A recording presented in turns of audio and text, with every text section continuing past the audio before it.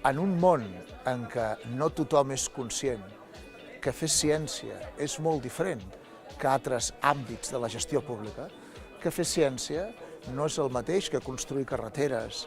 o que crear escoles o que contractar advocats, metges o professors, que l'àmbit de la ciència té els seus processos especials, que té un component d'innovació i de sorpresa que requereix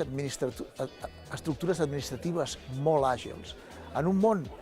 on molta gent no és conscient d'aquestes peculiaritats del món de la ciència, és molt important explicar a nivell europeu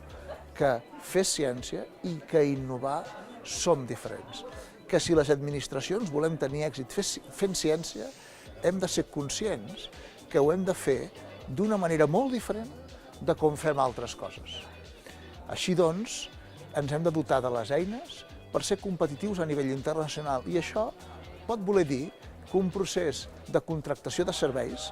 que en circumstàncies normals duraria 6 mesos i que és bo que sigui així. Si el que estàs fent és una autopista o un aeroport, això al món de la ciència no serveix i ho hem de canviar.